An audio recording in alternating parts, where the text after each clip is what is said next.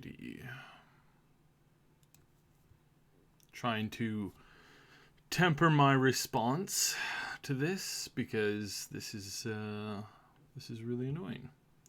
So, all right, looks like we're live. All right, welcome to a fairly impromptu stream. I'm going to be covering the news that Borderlands 3 is an Epic exclusive, and not because Randy wanted it, not because Gearbox wanted it. Not because it was a decision that was made to make them extra money, but rather that it was a decision simply and purely for the sake of greed for the publisher, which is 2K. Now, 2K and Take-Two, private division, all of them, same company, mostly owned, getting pretty close to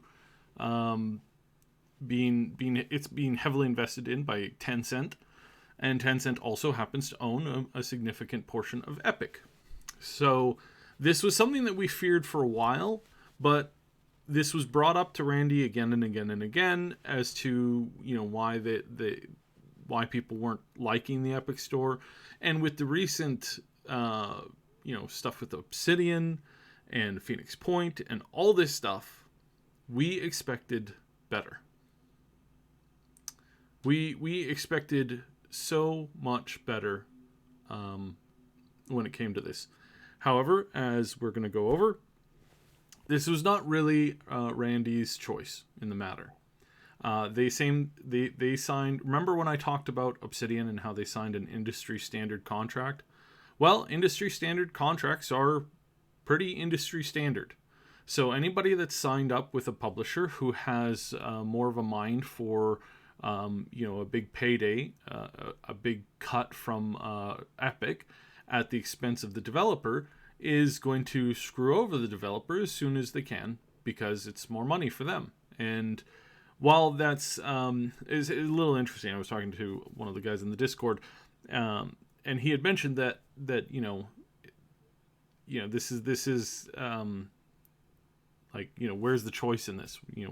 What's happened to this? This isn't what capitalism is supposed to be. Capitalism is supposed to be that you make a product and then you want to ship that product to as many people as they can get their hands on. The best thing to do for developers is to put it out onto all platforms, to put it out on GOG, Steam, Epic, Windows Store, anything, right? Literally anything. And instead, what we're having here is we're having this binary control where Epic steps in and says, no. I want this, and it will only be available on my store, and screw anybody who wants anything different because we're going to make you bend the knee. Now, some people are going to say, oh, but it's for the developers. The developers are getting trashed in this whole deal. A lot of these developers are not seeing the sizable cut that, especially in these Take-Two deals. And some of these other deals, it's been a lot more fair and it's been a lot more even. With the whole Metro thing, they gave that studio a sizable chunk of money, and a fair bit of that went to them. Now, I'm not aware of the situation that they've done with Gearbox here. They're pretty friendly with Gearbox, both Epic and Take-Two. So I wouldn't be surprised that the deal was much, much better for them than it was for Obsidian. Obsidian got royally screwed. They royally got screwed. Sure, they're going to get a cut of the game sales, but the bonus for signing on with Epic was nearly taken entirely by 2K. 2K took the majority of that bonus and just walked off with it. Said, have fun launching the game.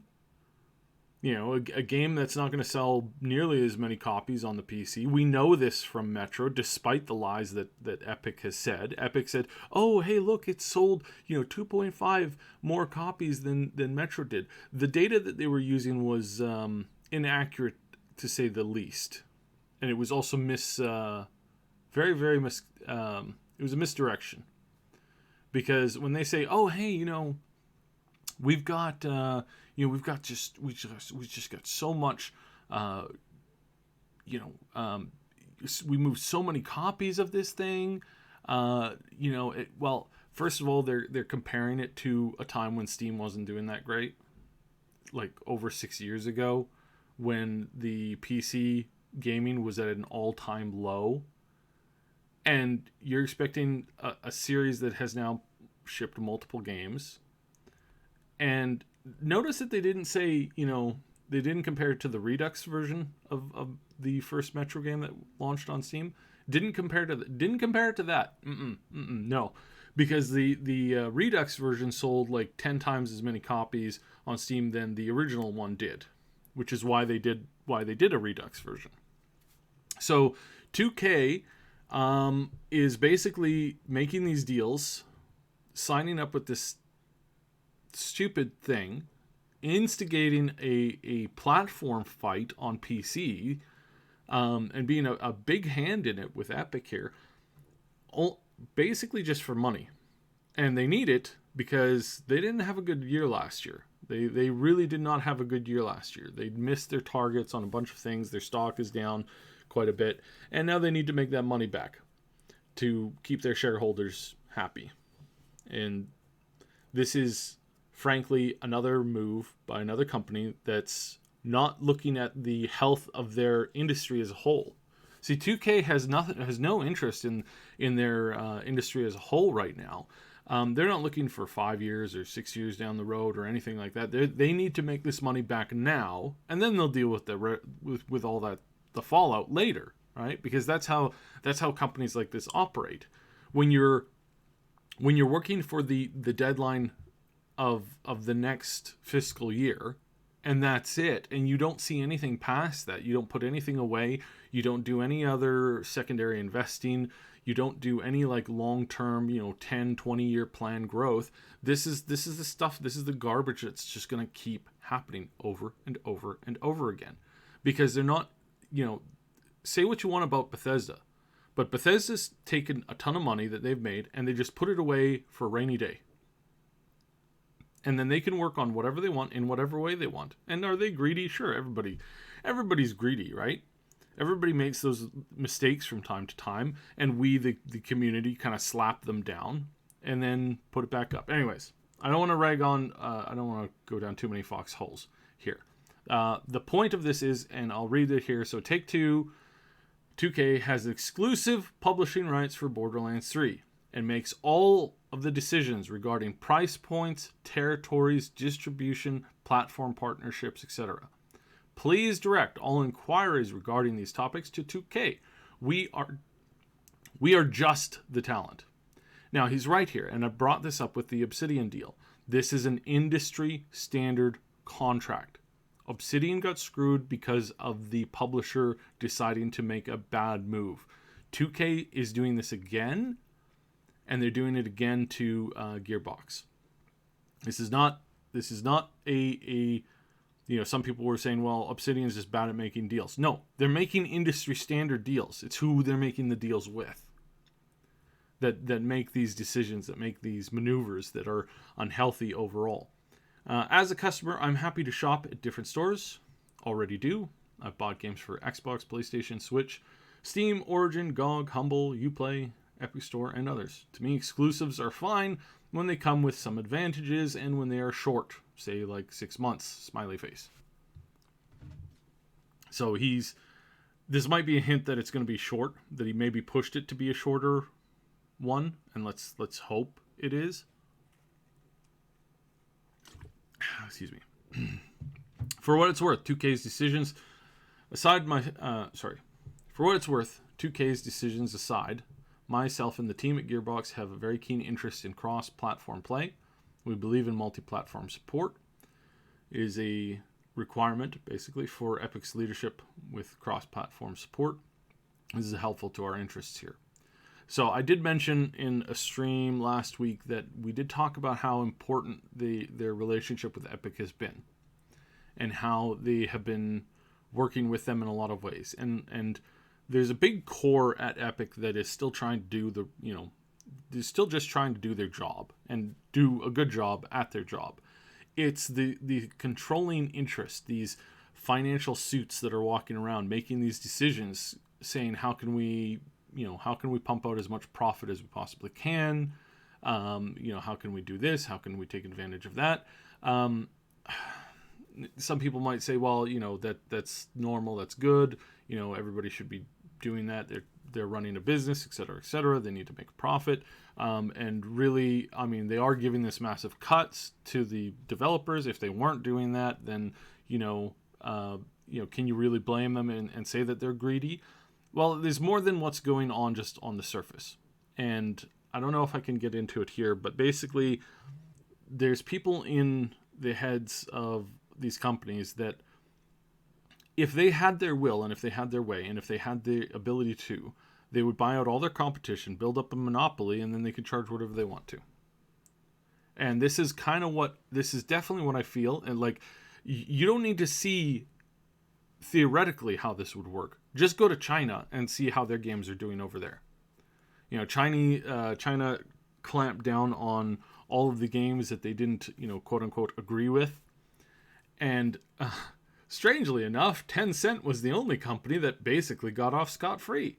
Well, I wonder why that is. Maybe it's because the government has a controlling interest in them. You don't have to go far to see where this stuff leads to. I'm going to get to some comments here in the live chat right away. But the reaction to this so far has been, I mean, more or less what you would expect. Most everybody's saying, they don't like this. Here's my comment here. And The Office. This is probably the perfect reaction. You see this on pretty much everything, but it's a good point. It is a very, very, very good point. All of these points are clear and decisive. My day is ruined. Yeah. Sabato sent me some stuff. He hasn't cleared what I can say, but he's not happy about this decision either. So I'll let him carry that and say what he wants when he has the time to. All right, so I'll get to your guys' comments here. So Dark Hollow in the chat, afraid that this would happen. We don't know for sure yet if it's a year, and I haven't Googled it in the last, since I started streaming, but before I Googled it right beforehand, couldn't come up with anything mentioning how long the exclusive deal is. It might be a year, might be 6 months, but we'll see. Borderlands did sell over 11 million units on Steam. They really wanted to repeat that. And I think that I would say right now that they're definitely not going to hit that number, right? Because there's a lot of people who I've been talking to, and there's a lot of negative reaction to this, and there's so many people who push back on this nonstop, that say again and again and again, this is not what they want, this is not what they're interested in, they have no desire to do this whatsoever. It's and they're drawing a line in the sand, so we can expect that this is at least 10% of the population. At the very minimum, 10% of the population. I would say overall, my rough estimates would be probably about 45% of the population that say that are going to react to this, that aren't going to buy it are not going to buy it on Epic because of this stuff. Fortnite might have 100 million accounts or whatever they're claiming now, but those people are still gamers. Just because they have an account with Fortnite, just because maybe they still play Fortnite occasionally, does not mean that they're going to look at the rest of the Epic store and decide, oh, hey, yeah, I'm going to go for this. Anyways, moving on. Dadbod Gaming says basically they already signed it. They can't go back on this deal. Shiro was asking him whether they can make them rethink the decision. Again, this is basically these studios, they get money from the publishers. The publishers say, hey, we're going to publish it to a major source, and then you agree with it because that's the way publishing works. And unless you're self-publishing, unless you have the ability and the cash reserves to do that, you're going to run into these deals, and the deals are industry standard. So when it goes sideways, unfortunately, it takes a lot of people with them. Dark Hollow says developers get all the hate from the consumers when it's the publisher's fault. And yes, this is true. This has been true for a very, very, very long time. You are absolutely 100% correct. because think of all of the games that were pushed out ahead of time. Think of all of the cancellations, all of the games that have just fallen apart, not due to the publishers, interior problems, but due to their demanding on the developers to push the game out before it was ready. The developers we really need another 18 months on this, and any Star Trek captain will do, well, you've got 3 months. But they don't understand that maybe it's the fault of the developers. If the developers were smart, maybe they would, they'd pull Scotty's trick and say, okay, I know that this is going to take me probably about 6 months. So I'm going to walk into the meeting and say, look, there's no way we can have this done in less than 18 months. And then when they say, well, you've got 6 months there, buddy, get it done. Then you get it done and you look like you're really smart, really capable. And that's probably what they should have done here. All right. Notional, another corpus. David, I see you. Matt Smith. Unfortunately, this is not an April Fool's joke. HT Gaming, nice to see you in the chat. This is disappointing. Consoles are safe. This is true. Hello, Sam, and hello, Lee. Hello, Lee. Look, I'm Echo. I like that. You bring up this is not the first time I've seen this. Somebody else posted this in here as well, and that's not what I meant to do. Somebody else posted this in here about it being, oh wow, 6-month exclusive deal for Pirate Bay Games, and I laughed. I do not. We at the Triple S League do not condone piracy, nor do we encourage it. We, of course, encourage you to buy all your products and or wait until they are shipped out at the proper time. However, that is a hilarious meme, and I really do appreciate it. All right. Let me get back to some of the Twitters here, just so that you guys have something different to look at. Unfortunately, I'm not wearing my face today, so I can't do the cam thing. It would just be a bunch of robotic ends and things, and my little vocalizer, and that would not be fun. All right, making games exclusive to the Epic Store is not a proper way, and it's anti-consumer. I see this so much, this anti-consumer thing. This is so common in so many of the talking points about this. I've used it before. I'm not the one who invented it. It's been around for ages, and it's been around for ages because this is true to form anti-consumer. Are you making it easier for us to get the product? No. Are you offering a comparable service, something that's comparable? And the answer to that is no. If you want to, you can go to the tweet that I posted here and you watch our satire on this, where we did a little funny interview. I posted it here for giggles and whatnot. Just basically, it's like you can't do reviews. You can't do refund policies most of the time. I tried to refund an Epic game, and they sent me back a snippy little letter going, well, we're sorry that you bought the standard edition when you wanted to buy the gold edition. You're basically just going to have to buy that gold edition, and that will just be added onto your account, and then you'll have all of this stuff. I said, the Epic account, the gold account comes with all of the standard stuff. And here on Epic, I'm trying to just say, hey, I want to give you more money for a better thing, and you're telling me, screw you. You're going to have to give us way more money and buy 2 copies of the game. Can I transfer the game to somebody else? No, what are you talking about? Transfer it. I'm like, well, I have a friend that I want to bring in. Maybe can I give them this code? Well, you could buy them another copy. It's like the insanity of Epic Store and what they expect to do and what they're not willing to do for something that even Walmart does by itself. It's just mind-boggling. All right, a few more comments here.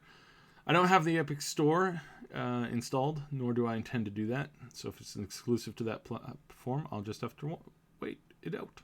Thank you very much.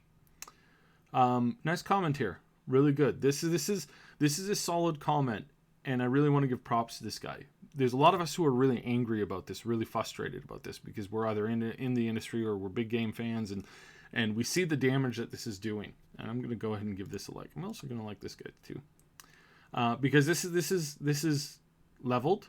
He's stating factual information. He's not getting into the nitty gritty, and he says it point blank. And this is the kind of comments that people in sales need to understand. This guy is on point.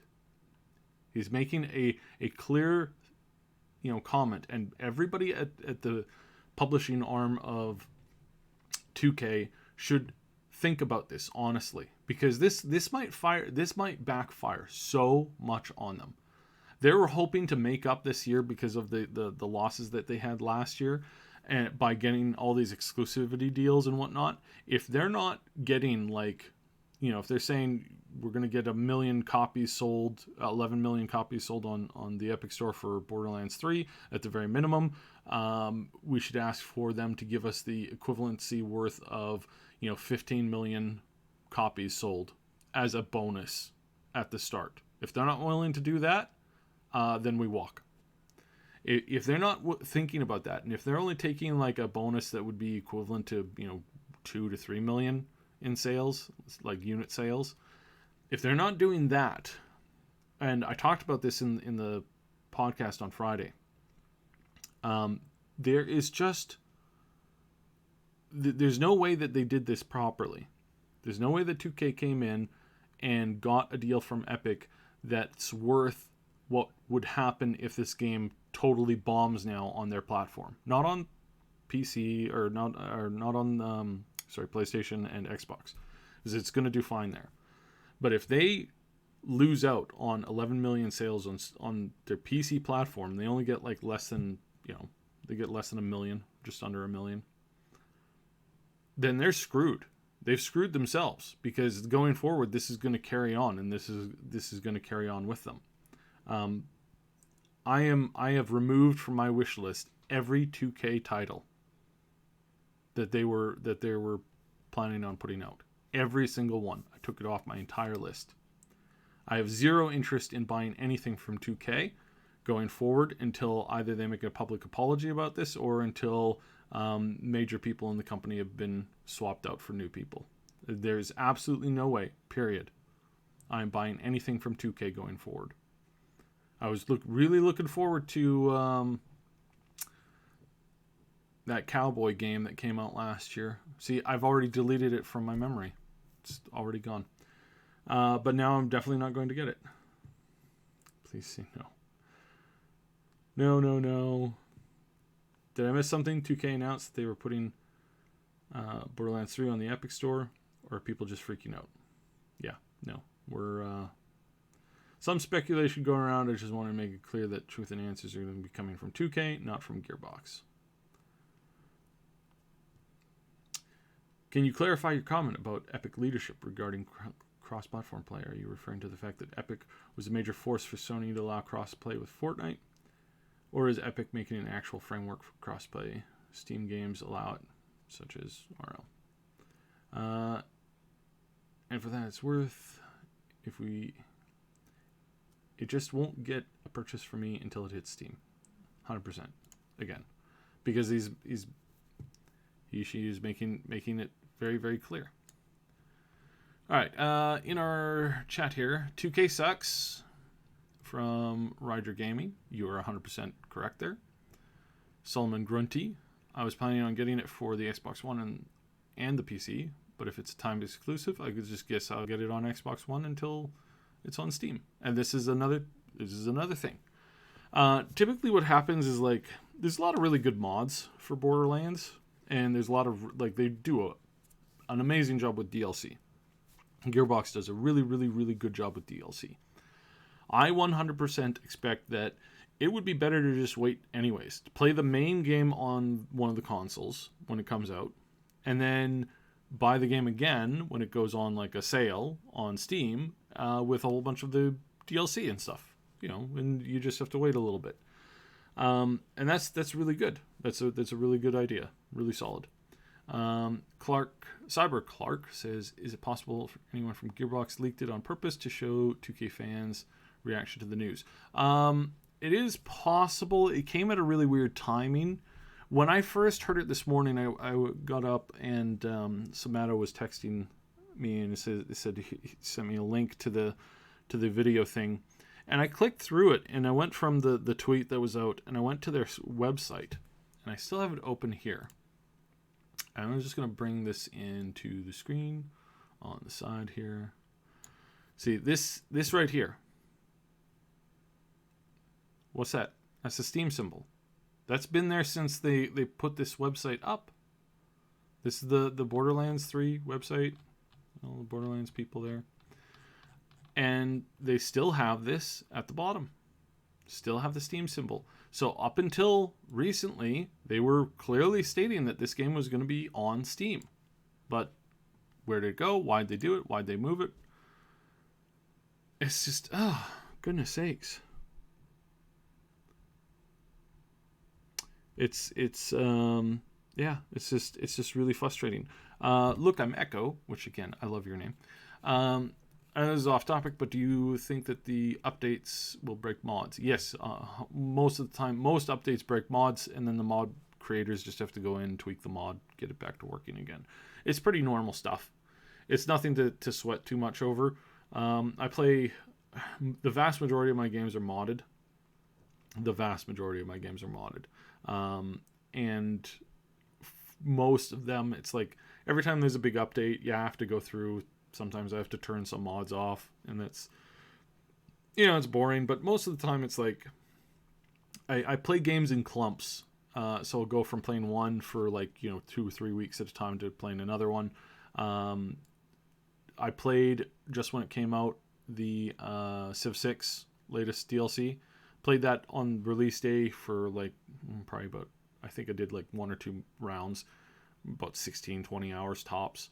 And then I put it on the side because none of my mods were working. Put it on the side, came back to it yesterday, booted it up, started adding some more mods in because I had to do some paperwork stuff, and it's kind of a game that I can do while I'm doing paperwork. So anyways, oh, hey, Submatto's in the chat. Hey, any comment that you wish us to directly state from you? He says the Epic logo isn't even the website's code yet. Yes, 100%. When I pull up their website, it still just says Steam. It does not say Epic or anything like that. Alex asks, true, I was thinking that as well. Scree comments possible for me. Randy Pitchford, still not a creep after all this. Let me just address that real quickly because this is a pet peeve of mine. Randy Pitchford might not be a good boss. He might be a greedy boss. He might be an arrogant person. He might be not that great at magic or really good at magic. Whatever your personal opinions of him are. As far as a creep, and if that's referencing the innuendo, the stuff that came out a little while ago about his desire, about his proclivities towards the adult film industry, that was blown out of proportion. We covered it in one of our last podcasts. We went over it in depth, talking about what happened, why it happened in the way that it happened, and all that stuff. And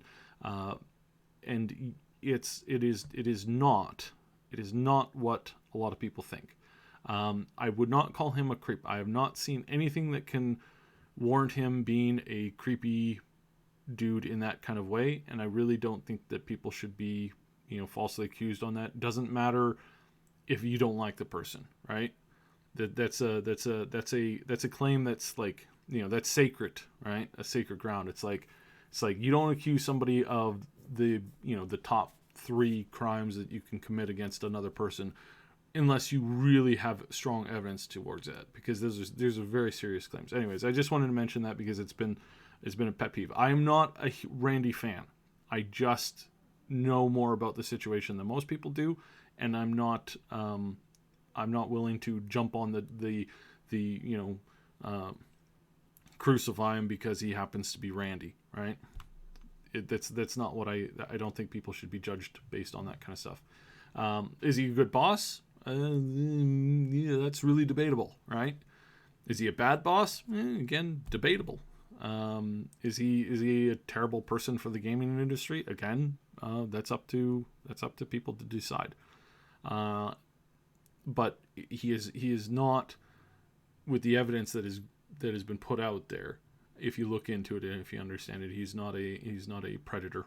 He's not a, that kind of a thing. So anyways, sorry, that's really off topic and I don't want to stay there. So going back to, we'll do more of the Twitter comments. I'm sorry in advance for the backlash you and your team will receive from our gaming community. I still love you though. Yes, this is true, because again, this is not their choice. They wanted to release on both Steam and also on Epic. That was their plan and their goal from day one. And they had mentioned this a couple of times. They had talked about how they were excited to release on Epic as well as Steam. And then the conversation changes from, yeah, launching on Epic, yay, and then, Epic only. I like this. This is fun. Thing is, I dislike how Epic took games off Steam and then forced us to buy it there and called it competition. Now, since Borderlands 3 has just been announced, it's not been advertised for Steam, I don't mind the timed exclusiveness. I want Borderlands 3, so I don't care anyways. This is unfortunately what a lot of people are going to think, and it's not, it's their prerogative if they really do want it, but the general dislike for Epic keeps getting worse. This person probably didn't care at all. Mr. Jake here probably didn't care at all about the Obsidian thing. But anyways, I will not buy Borderlands 3 if it is exclusive in the Epic Store. I have exclusive deals destroy competition and the customer's ability to choose the store that they want. No buy Steam. I absolutely 100% agree. And I also, like I said, I really like this. Every action you make has reactions.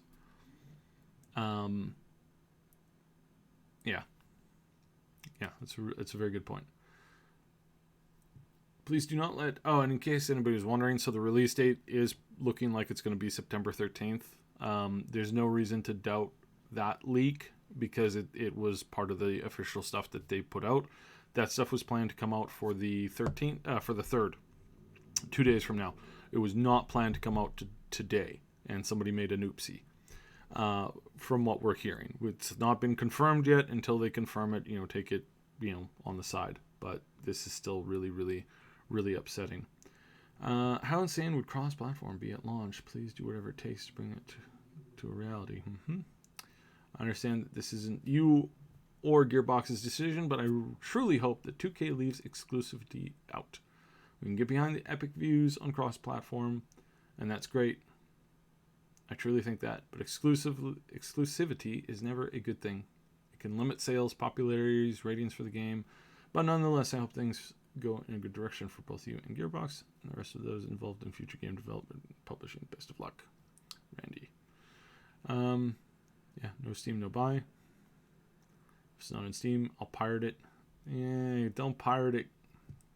Don't say you're gonna pirate it, because then this is used as fodder and ammo for the big corporations to say, well, we clearly need to control the market a little bit more. Oh my. And this is not what we want to do. We don't want to encourage people to pirate it. We don't want people to state that they're going to pirate it. If you're really upset with it, this gaming year is going to be massive. There's so many good titles out there. And I understand a lot of people have been waiting for this for a really long time. But don't state this. Don't state I'm going to pirate it. Because what you're doing is you're just giving ammo to the big corporations who are claiming this. This is where Article 13 started from, right? So don't say stuff like that. Randy, come on. I've been waiting for this for years. And now this... Got other games in the franchise on Steam, and now I gotta switch over to Epic to play the third one. This is such a slap in the face, and this is true. I completely agree with this. Is it really hard to download another launcher? It takes 5 minutes, bud. It's not the effort. That's the problem. It's the fact that the Epic's game launcher is absolutely terrible, and no one should use it if Epic Games don't force people to. And this is an appropriate response.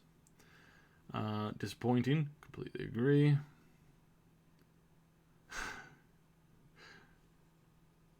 Don't you put that evil on me, Ricky Bobby. That's a good one. Wait, you guys in 2K are considering putting it exclusively on the Epic Store? Yep. All right, going back over to our chat here in the stream. Nicholas says, are you hearing it from your sources or from sources, or is that an assumption? Oh, I must have missed something there.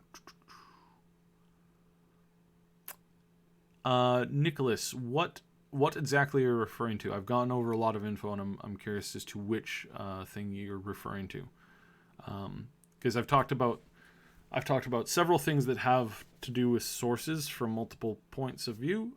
So if you could just clarify that question, I'd love to answer it. But I'm confused as to which of the things that you're exactly referring to. I didn't see that when you answered that at the particular moment in the stream, so I'm not sure which of the things you're referring to. Shiro, another great question. How does it make any sense to still release the lore content leading into Borderlands 3? Excuse me. I'm going to drink a little bit more water here. So yes, Shiro brings up a really good point. They're releasing new content for the DLC for Borderlands 2 and all this other stuff, and they even have DLC coming to the VR game. And how does it make sense you're releasing that stuff on Steam, but you're not releasing Borderlands 3 on Steam? And you're right, that doesn't make any sense. Although, you know what that does make sense is if you wanted to wait till around the release date of Borderlands 3 and go and play all of the new DLC and all of the other stuff that they're putting out with the Game of the Year and the updated versions and all that stuff, and if you already have it, then it's free. They're going to do that. You're going to get that out there.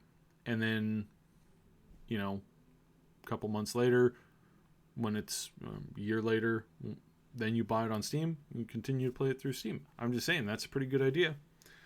If you wanted to send a message to Epic and Take-Two, that is a good way to do it.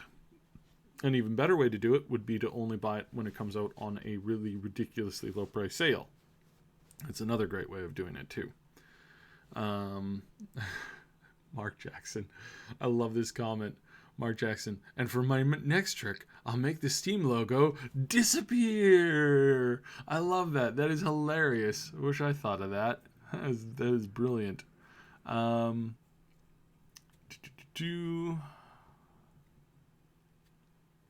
Oh, Maddie had another comment in here. Pitchford is also pretty upfront about having Asperger's. Yes, something that we share in common.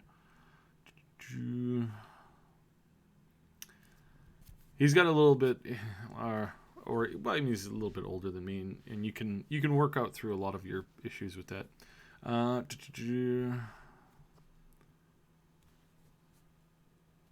Roger Gaming is asking. Again, our Lord and Savior, CD Projekt Red, does not use DRM. Can I get an amen? You can get an amen. You can also get a hallelujah chorus as well, because this is absolutely right. CD Projekt Red has gone out of their way to give players what they're asking for, and all they ask in return is respect, and we give that to them, and that's amazing. Solomon Grunty, another great comment here. And for my next trick, I'll saw our PC player base in half. Ta-da! This is also hilarious. I really like this one. This one's a really good one too. So many magic memes. Keep the magic memes coming. We will do something with these magic memes because this is absolutely hilarious.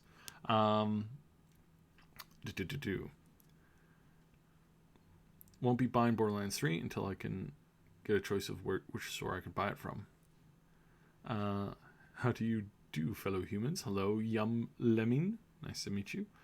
Would purchase Borderlands 3 on GOG over EGS any day. I would purchase pretty much anything on GOG. I would purchase anything on GOG over top of buying it on the Epic Store. Yeah, I'm probably going to...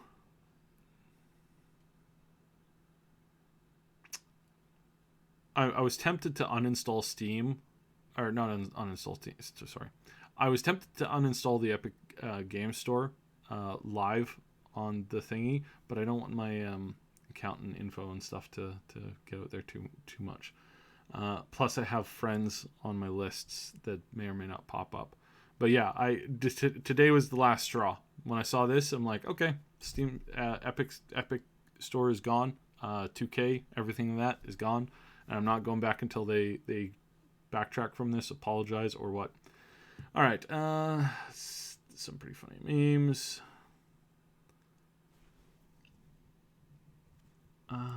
Let's pull up this video picture here.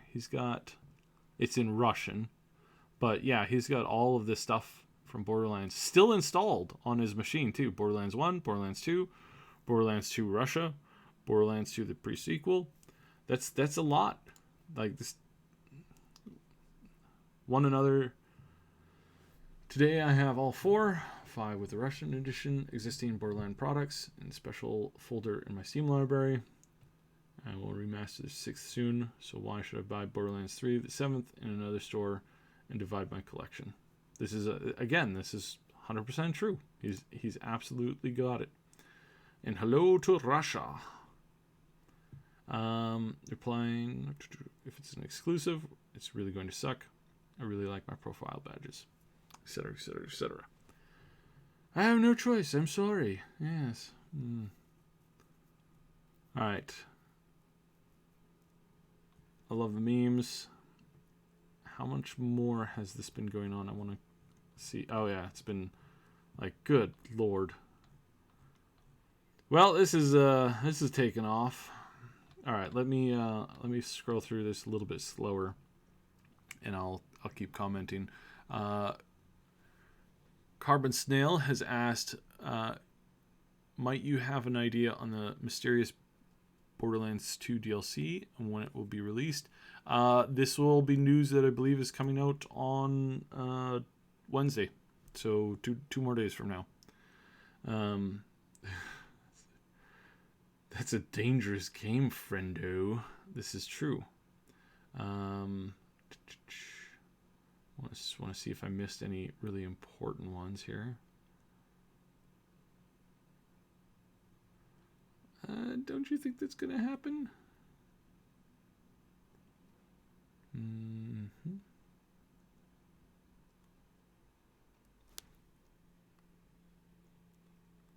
I like this. This is hilarious. When you make people decide, when you force people to choose, people are going to move away from what you're trying to force them to do. Anyways, let's just keep going through this. And we just broke 100 people in this live stream, so thanks guys. This is very helpful. And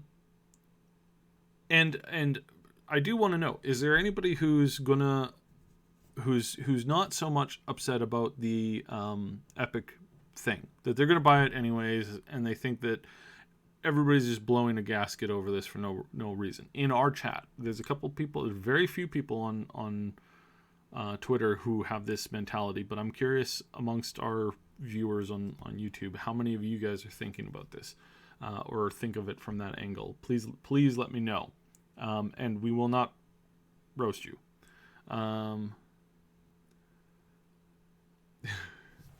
Money hungry idiots. Yes, I love money hungry idiots. They are very useful most of the time, but they do tend to mess things up from time to time, which is really frustrating. That comment from Nicholas again in the chat.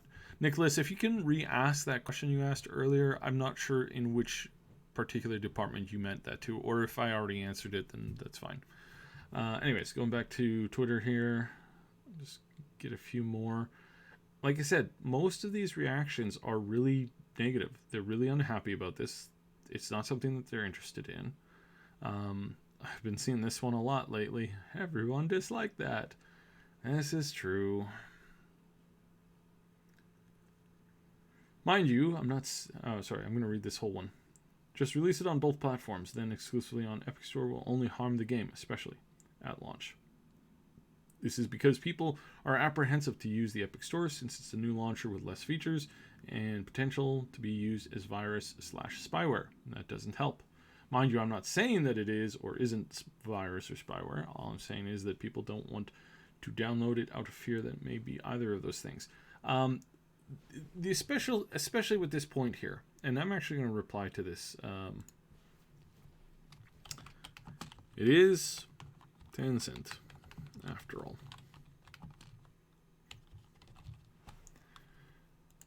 I don't know if I spelled that right, but I don't want to type too much while I'm on the chat. But this is my, I'm completely with this. What I've been seeing, what we've been digging up on the Epic Store, there's a lot of things that they're doing that are, at the very minimum, it's not forthcoming. So, anyways, moving on. Somebody's gone off on a full novel here. To each their own opinions, of course, but I think that exclusivity, while it can be positive for the companies and or feeling for certain players, is largely a negative because it's very unfriendly for consumers, which is also stressful when it's something smaller like the release of a game to one launcher or another at the platform. Very good. I'll like the last one there. In any case, while I think the time lock before allowing other players is better, I feel that exclusivity... Oh, she's not done yet.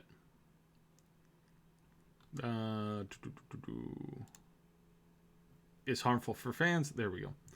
It's harmful for fans. Thanks for voicing your opinion, though. This is interesting to see how others think regarding this topic. It was good. It was really good of Randy to come out and post this as a reply.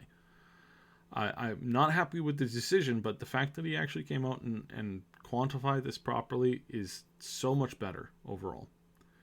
Much prefer having it on Steam.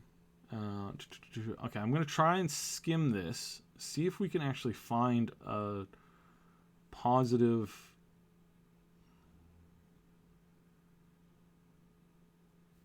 Like here, if you give us crossplay between that'll be icing on the cake. See... Again, it's like the people that are positive about it, they're just positive that they can play with their friends on other devices, right? So there's a lot of people who aren't attached to the issues and the problems that are coming with this.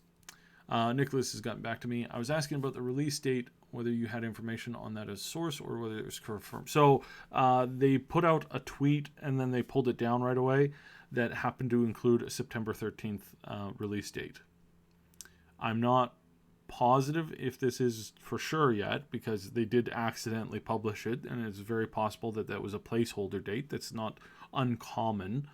That kind of thing happens a lot and is honestly pretty standard in the industry. So you don't take it as a grain of salt. You take it with a grain of salt until they confirm it. But in most cases, but in this particular case, the fact that they put it out along with this other info and then they pulled it down kind of speaks to the fact that somebody hit the button a little bit too soon. And it's not the first time somebody's done that. It really isn't. So I would suspect strongly that it's pretty much a guarantee that the release date that we got is going to be the release date that it is. Abyssal is asking, so Saib, do you think that Epic really did pay the $100 million or so that you were saying that would be worth it, or did 2K sell us out for chump change? And are they that incompetent and stupid? Well, there's a lot of stupidity there from people in the business world making financial decisions. I mean, think of the number of times we've had, huge crashes, right, in the stock market. Now, overall, the stock market continues to grow. Take a 50-year slice, and it's always up. But for the most part, yeah, this was. I think that. See, I approached it from the understanding that I thought that Gearbox had a little bit more control over this. I didn't get from my sources or from info that I've gone through that they had basically put the whole thing on Take-Two. I didn't realize that was their... Because of how much Randy had been involving himself in the small, day-to-day conversations of this. I didn't realize that this was actually a thing. So I forgot to mention that and to kind of include that into the way that I was kind of thinking that this would work.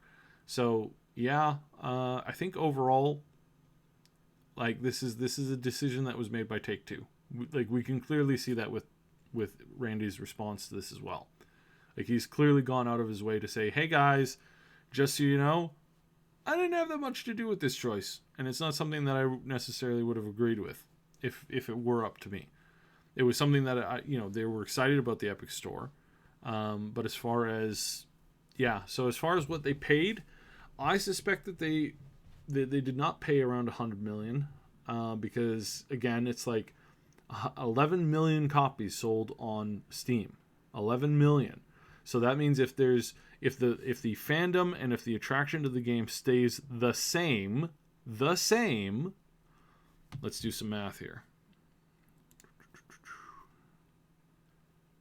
If I can find my calculator.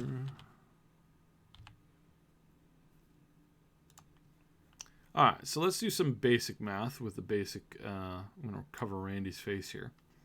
So let's say you're selling a game for. Let's really dumb down the numbers. Make it as easy as we can. Say you're starting with the premise that the game is going to sell for $50. After you get a cut from your publisher and or not the publisher, the platform that you're selling it on. You're selling it on Epic Store, and after you sell that and you do the sales tax and all that kind of stuff, then you're walking away with $50 profit that both you, the publisher, and the developer is splitting. So they did 50, and of course they sold 11 million on. They sold 11 million on Steam, which of course is going to be about $500 million. It's a lot of money. To buy this out exclusive, the publisher, the publisher to get them to sell it to a distributor solely, you're going to take probably about, if you're making 12% on that, that's not a lot. So the most you could possibly offer would be like $100 million, and that would be going way more than you would probably be losing money at that point. But is it worth it to drive other people to the platform? Maybe. So even if you're, they're making 10%, which is not that much. So around 10% minus costs and some other stuff. So you're making close to around. They're doing a 12% split, so they're probably only pulling in, after you calculate for most of the stuff, they're probably like anywhere between 8 to 9% is general profit, not pure profit, but general profit. So let's just round it up and let's say that they did make 10%, right? So, by that stretch, then they're not making, they're not making that much money off of this if they were to try and buy it out lock, stock, and barrel. So I suspect that they probably went with, I'm going to hard guess and say they probably made a deal for 30 million. And if they made a deal with 30 million, then this can really bite them in the butt if this turns around and backfires on them. So, yeah. Was it worth because as it's being pointed out by a couple people here in the chat, if you're a really big developer and you move a ton of products, then you get a way better price point from Steam, and Samato's pointing out that again, this was pointed out by a couple people in the chat here. So this clearly is going to drop it down to about, you're not getting a 30% split, you're getting a 20% split if you can sell X number of games on Steam. So Steam is going to be giving you, a little bit nicer of a deal, but you're still losing that extra 10%. And in this particular case, so if this game does not move close or anywhere near more than 2 million copies, if it stays under the 2 million mark, Epic will have lost money on this deal. Steam will pick it up and probably do better once it's and have an overall better release date. If this really does boomerang on them. If it does, if it doesn't, then they're gonna laugh their way to the bank, and they're gonna laugh at all the people who are upset and disgusted by this. Yeah. So I'm still trying to run some numbers in my head. 30 million would make sense. But because of the relationship between 2K and Gearbox, we're looking at probably a 50-50 split. If it's anything less than if it's anything less than around the 40 to 60% split either way, then they would be really upset about it. And I don't think it is. So let's just assume that it's going to be a 50-50 split, which it's not going to be, but let's just assume for the moment that it is. That means 15 million. That's not a lot of money. If it was 30 million, then they're both walking away with 15 million each. I think Epic spent more than that. Epic had to have spent at least... Epic would have at least spent 40 million. So that's 20 million a piece. That covers, that's definitely going to cover the cost of the company and the production of the game. The baseline, not the whole cost, but the baseline. Yeah, no, I would imagine that. So top end would probably be about 40 million. Low end would be like 10 million bonus. But I really think it's probably closer to 40 million. So I would assume now that Epic gave about $40 million to 2K, Take-Two, Private Division, all them. And then they split that probably close to a 50-50. Now, when this happened to Obsidian, they sent almost no money over. I've not heard exact numbers, but from what I have heard, there's only like one or two people at the company who are going to be seeing any bit of that money coming from Private Division. And that's because they know that by doing this move that they've officially burnt a bridge with Obsidian, and that they've also put a damper on ever working with Microsoft in the future. But that's fine because they're competitors, right? So going forward, they knew that they were going to be losing that contract anyways, for the most part. So they were happy with that. That was an okay choice with them. That was a sacrifice they were willing to make, and that's all why they didn't give a lot of money to Obsidian. But this, with Gearbox, is a totally different beast. Because Gearbox is still an independent studio. They're not owned by any big mega corporation. So what they are going to want to do is they're going to want to cultivate that. So yeah, they're not walking away. They're not doing a bad split. They're probably splitting that as close to 50-50 as they can, minus of course some costs and fees and etc. and whatever lawyer BS they can come up with. So 40 million makes sense to me. Probably somewhere around there. Bad move on their part, because again, if you sell 11 million copies and you're making on average $50 each as both the publisher and the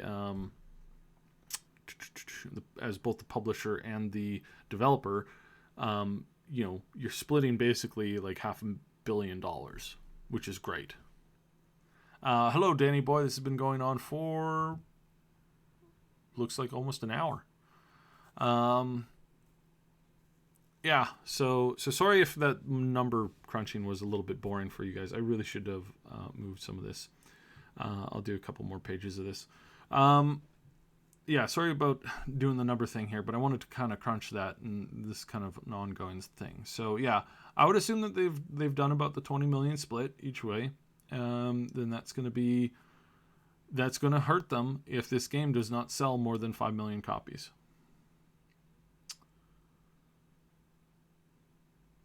So it matters regardless of how Epic versus Steam stuff ends up going. I think this was clear decision not to say to reveal because they knew that they would catch some crap. They may not have known though, and because this may have been something, again, Private Division has not been doing this. 2K, Private Division, Take-Two, they've been really like doing this on the side, and they've been announcing it very quickly. So I don't know. Honestly, I don't know if he knew before the event. It's possible.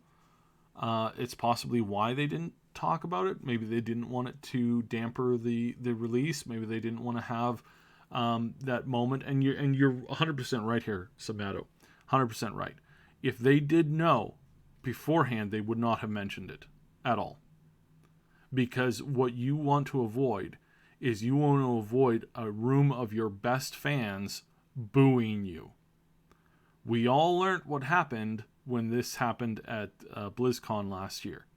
When you make an announcement that is universally, hated by your community, that screenshot, that live stream, that video clip being immortalized forever of your fans booing you at an event that they paid a ton of money to get to. They spent hundreds and hundreds of dollars. They probably spent thousands of dollars on your products in the past like decade. And for them to be standing there and boo you is the biggest hit that you can take. So if they knew, they never would have mentioned it. And that's probably why they did the split. If they didn't know, again, you wouldn't have been able to know that. So either way, we have to kind of assume that they maybe did, maybe didn't. It's up in the air. Because the result would have been the same. There would have been, the reaction would have been exactly the same. Anders Christensen. Yes, Mr. Anderson. Unfortunately, the Epic Store BS is true, and it was not an April Fool's Day joke, which is really sad. And which has made a lot of us really, really, really, really, really unhappy. All right. I'm going to keep moving this so that you guys have something different to look at. Again, I'm kind of tempted to turn on the face cam and do a big face reveal, but I'll save that for a later date. I'm still getting parts of my face put in too, so otherwise you just see circuitry and my voice vocalizer, and that's about it. This isn't going to hurt the console sales. This really isn't going to hurt the console sales. This is going to do really well on consoles. But it is going to hurt them when it comes to PC sales, because you've split your PC community right down the middle. We've had two really great jokes on this. And I think there might have been more, but I wasn't paying attention. There was two really great jokes on this. One was, and now for my next trick, I'm going to make the Steam icon from the website disappear. And then the other one was, and for my next trick, I'm going to take our PC community, our PC fan base, and cut them in half, which is an absolute accurate depiction of what's going on. 100%. I do not believe 2K has responded to this at all, but I haven't looked since I started doing here, since I started streaming. Somebody's tweet got deleted. Let's hope that that's not a ongoing thing. It was probably a little too salty.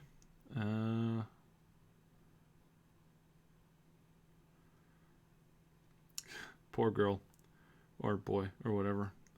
Borderlands is too good not to buy. She got no likes. Just saying. No likes. Alright.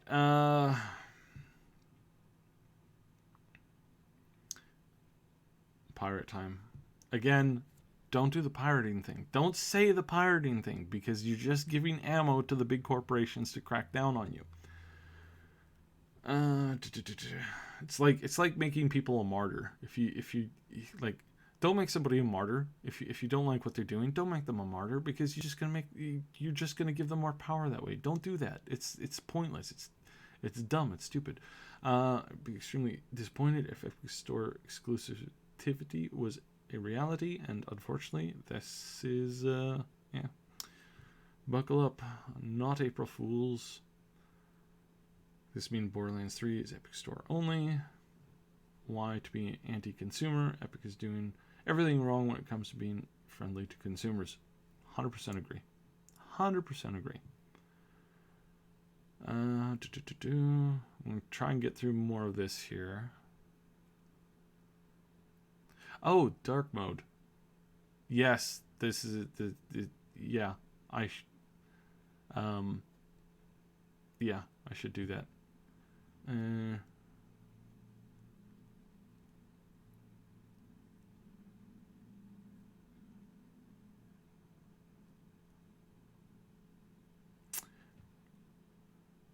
Agree on the first, strongly agree on the second. Randy for Borderlands 1 on April 3rd. Will console players be able to pre-order soon? This option has been available since Thursday. Can't find it on the Epic Store.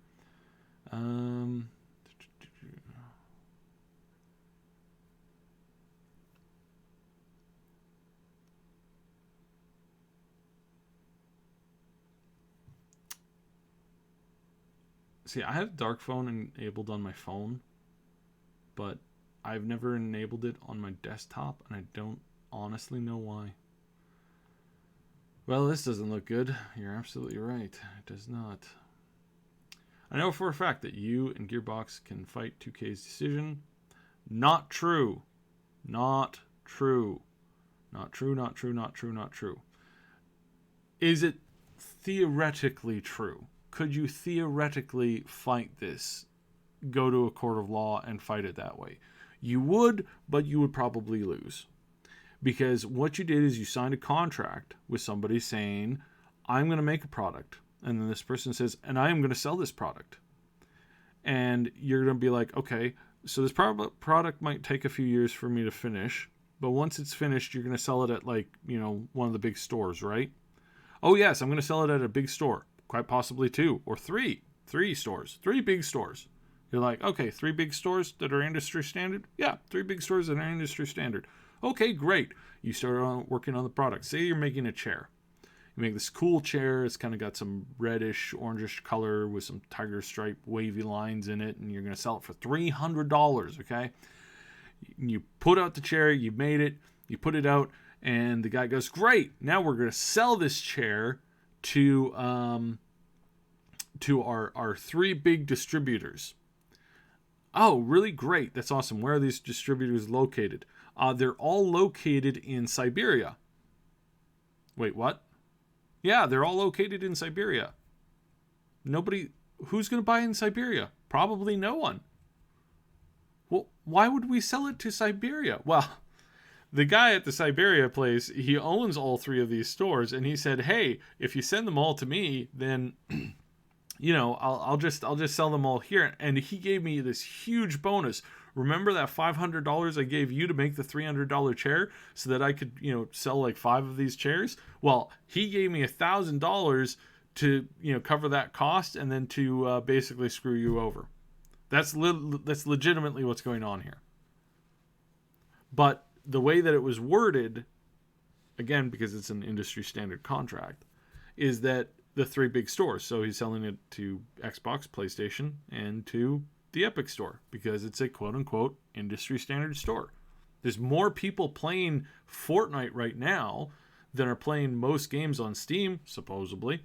Since people don't give us our numbers, we have to kind of accept that on face value. So yeah, it's kind of crappy. Yeah.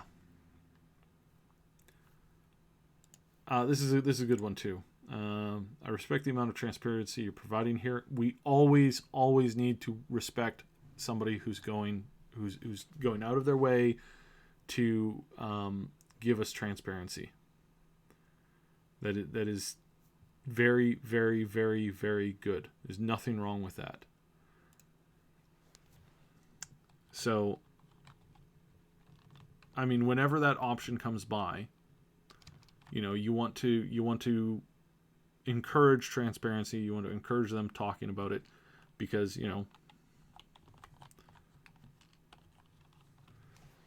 so that's a good thing.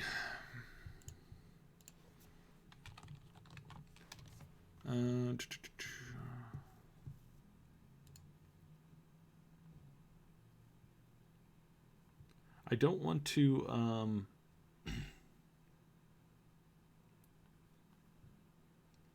I don't want to change this over right now because I'll lose my place. Do.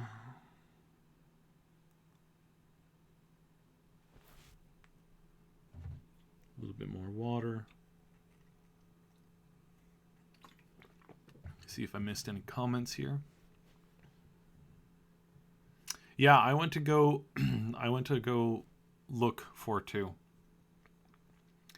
I went to go look for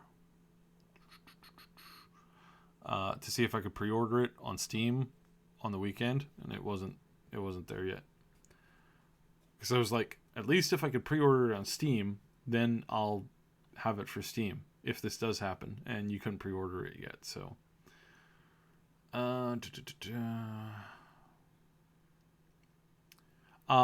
Question to Dark Hollows asking, does Gearbox own the Borderlands IP or does 2K? Gearbox owns the IP to Borderlands. They own that lock, stock, and barrel. Yeah, they're still pretty much an independent studio for the most part. They have their investors, but they're pretty independent.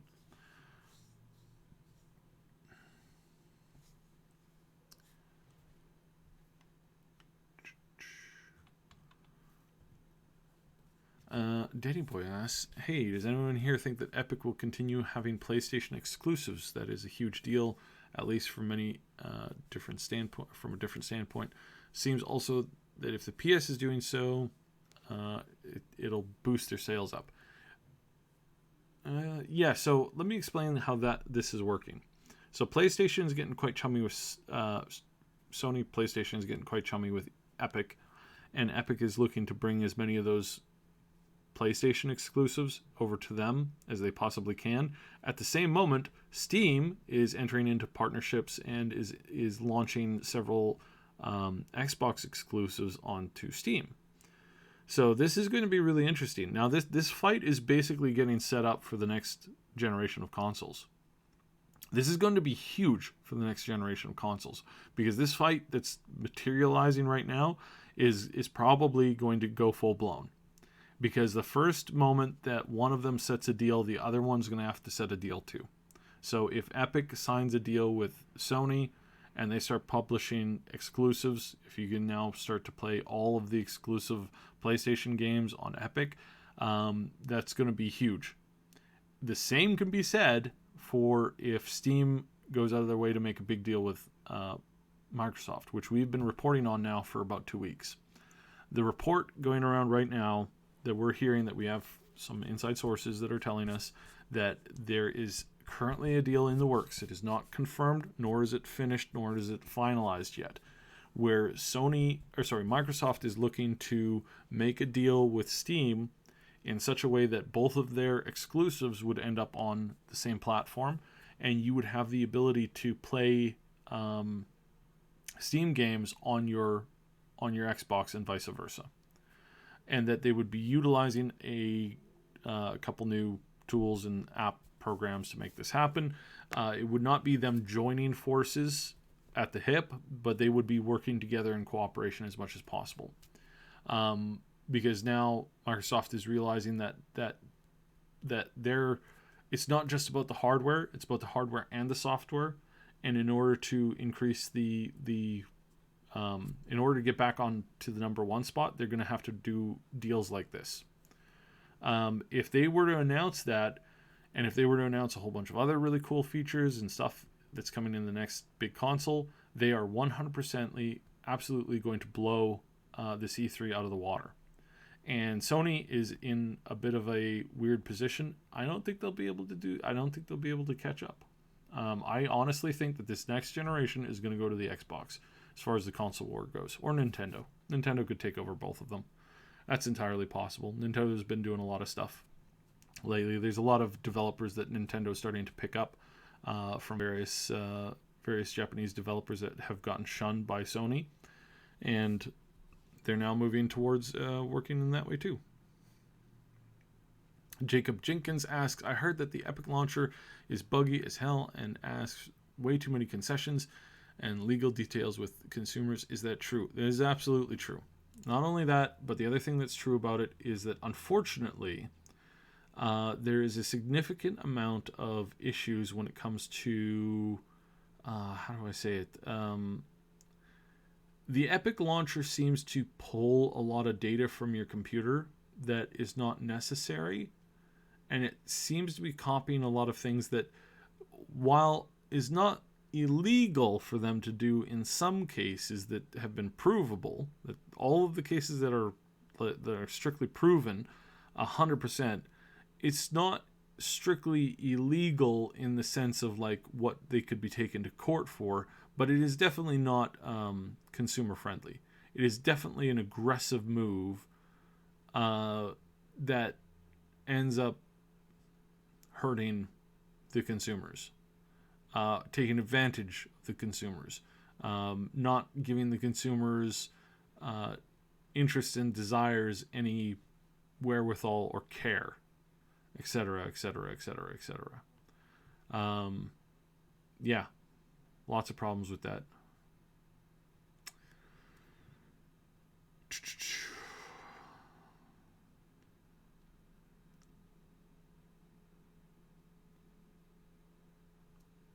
Honestly, if crossplay happened for me personally, yeah, see, everybody really likes the idea of crossplay. Crossplay is absolutely fine. It's absolutely good. But as far as like, there's a lot of people who just aren't real. Oh, here. Interesting. Hope it's not an Epic Store monopoly, please. Buy Metro Exodus on Steam. You can buy February 14th, 2019. Buy Metro. You could buy February 14th, 2002. Or 2020. Lol. Buy Metro Exodus on Steam. You could buy February 20th. Lol. See you next year, dumbass. That's a good one. This is funny. This is funny. I'll blow this up. This is hilarious. I like this. This is cute. But yeah, one of the many memes. So yeah. So aside from just going over, does anybody have any more questions? I'll happily answer any more. I'll try and answer more questions and just keep the Twitter rolling. As you can see, like, this has been going on now for a really, really, really long time. Like, this keeps getting worse. Like, there's just more info coming. Like, every time I update there's more. This is universally, this is being panned as a terrible, terrible idea. And again, here, I'm going to show this. I'll show this again here on the screen. So this is currently their on their webpage, Borderlands.com. I'm just bringing it into the edge of the screen here because I don't want to show the rest of the tabs and the other stuff that I'm working on. Not because there's porn. It's because it's mostly like tons of like YouTube stuff and stuff. But here, Steam. It's still supposed to be on Steam.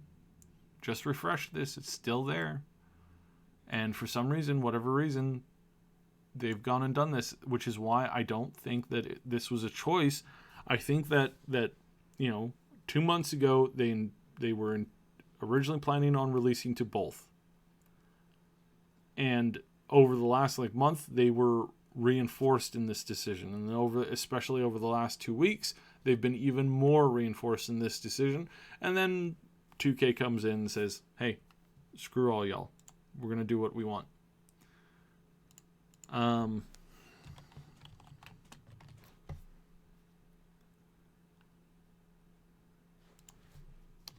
So I'm trying to find out what...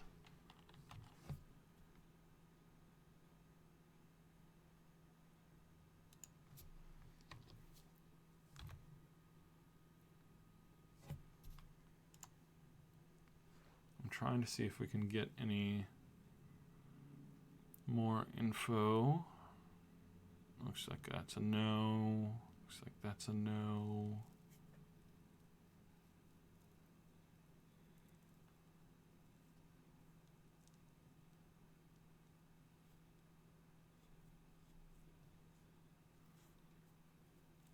I'm trying to pull up some more articles here, but love the ads. Love spammed ads. Just so awesome.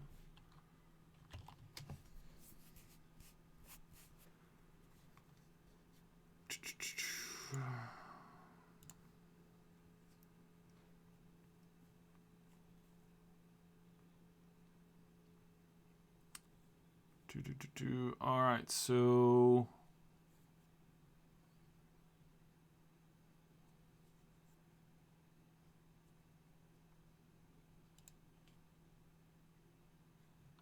yeah, I'm not seeing anything else in the way of new info.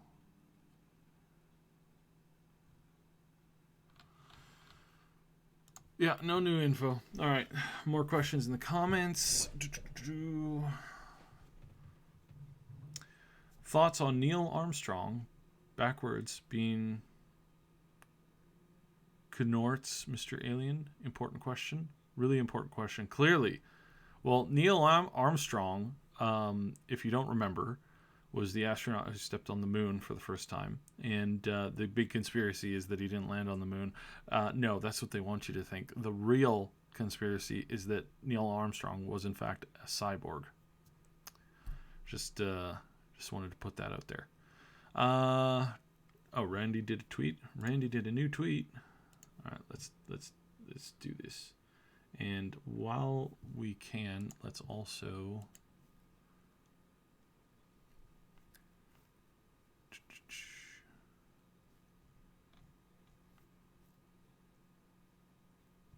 I don't know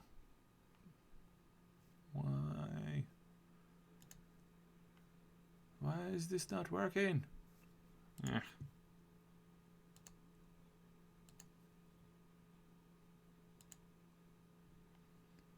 11 minutes ago.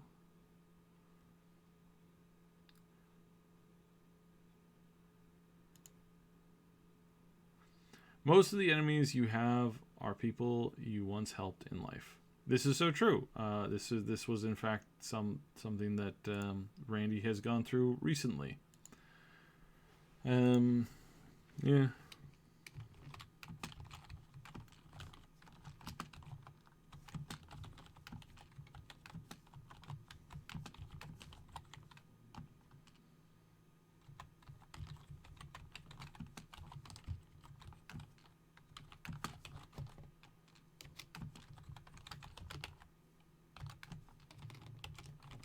Sad face.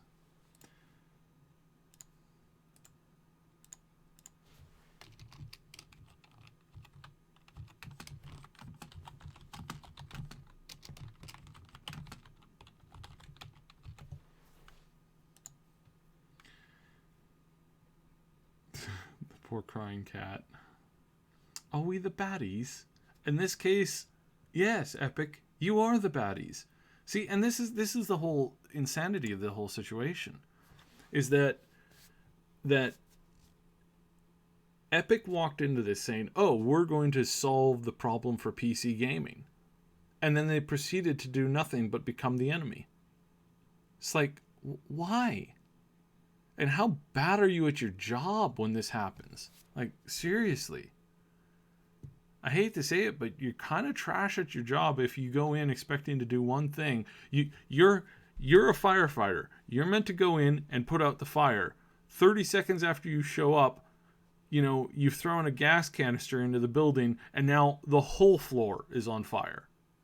How do you explain that? Like, how? Not Cyberclock says tweeting to Randy about Epic is pointless. No, not necessarily. It's sort of pointless. It's I don't know how to say it. It's somewhat pointless. It's not completely pointless. Randy actually is fairly involved in and he does communicate. I mean, hey, he even called us assholes at one point. It was really kind of funny. When we spoiled his whole, surprise announcement about Borderlands and Borderlands related stuff, he actually called us names, which was really funny. He later sent a sort of kind of a semi-apology about it. He was curious as to how we were getting our info, but he still went out of his way to call us a name. So, it's kind of funny that way, right?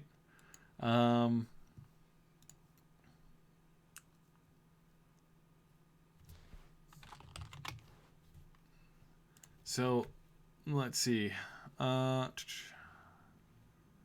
it takes time. Yes, Hexen brings up a good point. It is Epic.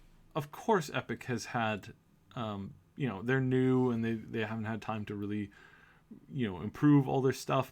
But it's saying things like, well, we may or may not add a way for the users to review the content, or to review games, or to let their opinion be made known to the developers.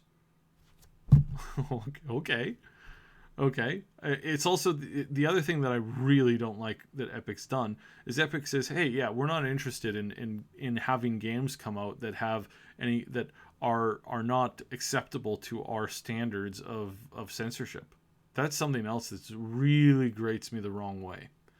Like, it really, really, really, really makes me upset to hear them say that, because only a utter and complete fool attempts to censor above and beyond what is, normal and generally respectable, which is minimal censorship. Minimal censorship, meaning that you don't want you don't want somebody streaking through an elementary school, right? Like, this is what I mean by, like, minimal censorship. You just, the more you try to censor something, the more you try to beat down a particular vantage point, ideology, thought, anything like that, the more you try to censor it or protect something. That's the other one that a lot of people forget too. If you're trying to protect something by saying, oh, no, you can't make fun of this. This is off limits. You're not allowed to make fun of this. The minute that you start doing that, you've lost the entirety of everything. You are basically going to guarantee that your outcome will not be, in any way, shape, or form, will never ever be what you want it to be. So, yes, the roadmap of what they want to do with the Epic launcher is generally promising. It's generally something that can look decent, but I am absolutely 100% the exclusivity things. I really don't like that, and I think ultimately it's not just a bad move. It's offensive. It's offensive, and they have the right to do that, but it's going to hurt them, and it's going to hurt people that are associated with it. They have the right to do that. I have the right to uninstall their launcher from my computer and to never install any of their products going forward. So, yeah.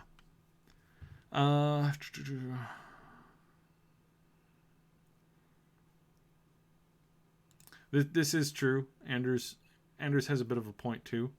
You wouldn't say. I'll actually bring in this conversation bit here. See, I have night mode installed on the. I'm gonna bring this down a little bit. See, I've got night mode installed on or active, not installed, active. So yeah.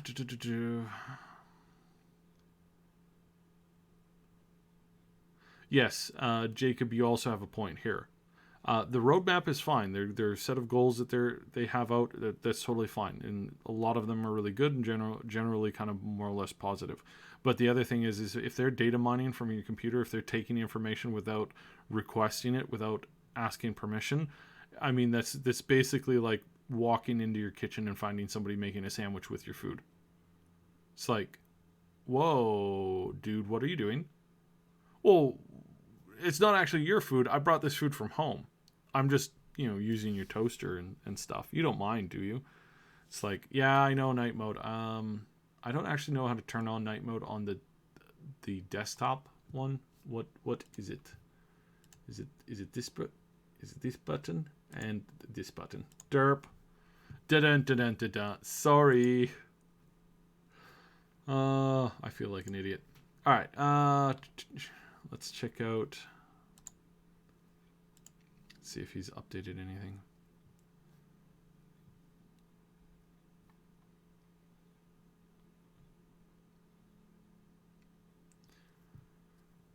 No, nothing new. We'll go back to.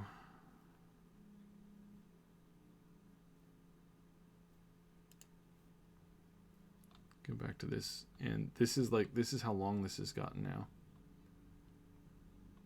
Oh, and some new ones. 6 months, you say? Doo-doo. Love Spock. Yeah, there's a lot more new responses. It's like, geez, do you think he expected this?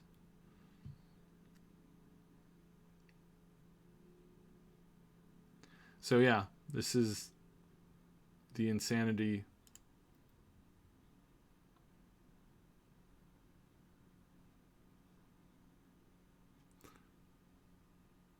may I don't know if I'll show the offensive content, but yeah, no, this is not good.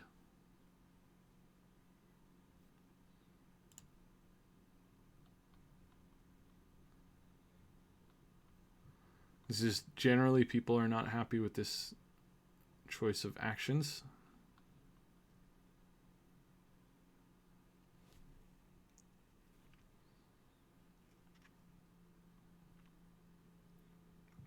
All right. Zam says I'm still excited for it. Definitely getting it on the console versions first. Absolutely, I completely agree. Riku. Oh, there we go. So why the sudden change of heart saying we're not going to be exclusive to all of a sudden that they are? Because ultimately Randy doesn't make the choice. Ultimately, he signed a deal that gave them money, set up a industry standard contract with Take-Two, Private Division, 2K, all those people, same company, and they basically had this explode in their face, and it got dropped on them with very little heads up. So that's what's going on there. Yeah, I should have done night mode way sooner. I have it set up on my phone, but I haven't switched over to this for a while. I think I'll just keep it on. This is standard.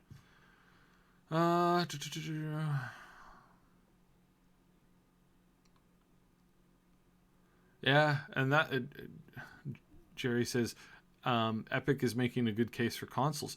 100% accurate. This is true.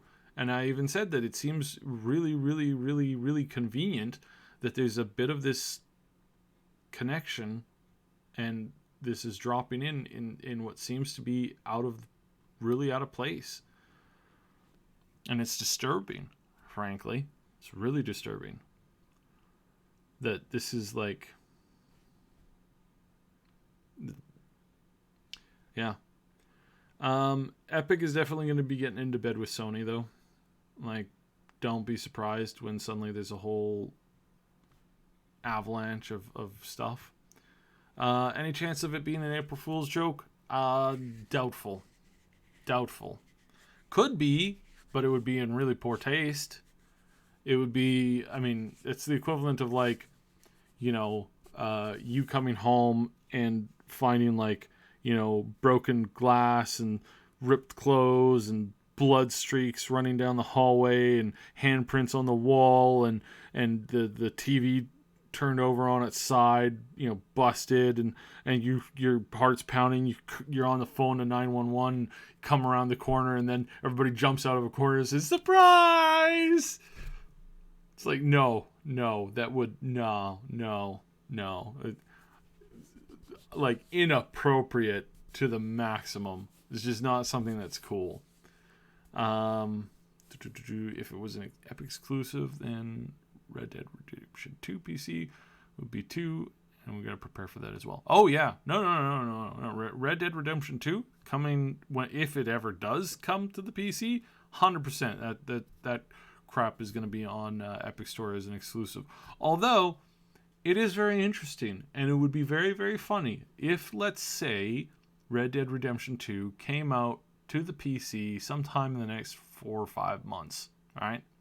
Bear with me on this. I think this is a really good theory to go through. So let's say Red Dead Redemption 2 comes out onto the PC sometime in the next couple months. And when they do, they release on both the Epic Store and the Steam Store. and then you'd have this basically this is what would happen. Why did you release to both systems, both platforms, and not to the Epic Store in and of itself? Are you intentionally trying to sabotage these other games? Now think about this, and because this is a really good point, and honestly, this would make a lot of sense. Say this, I mean, this year is a one heavy year, but you're running this company and you really need this extra cash. So what do? You go to Epic and you make all these side deals with them to get all these games that you're publishing moved over into the Epic Store, and you keep on doing it even after people are getting upset and mad at you. You keep on doing it. And all it does is make people are like, well, I'm not playing that game, not playing that game, not playing that game, not playing that game, not playing that game. Then you release your game, which has already been out on the consoles. And then you release it out onto both platforms. And then, oh my goodness, suddenly there's, this big, huge game year, but now, so many people don't have any of these other titles on their wish list anymore because they're waiting for the Steam release, which isn't going to release until next year.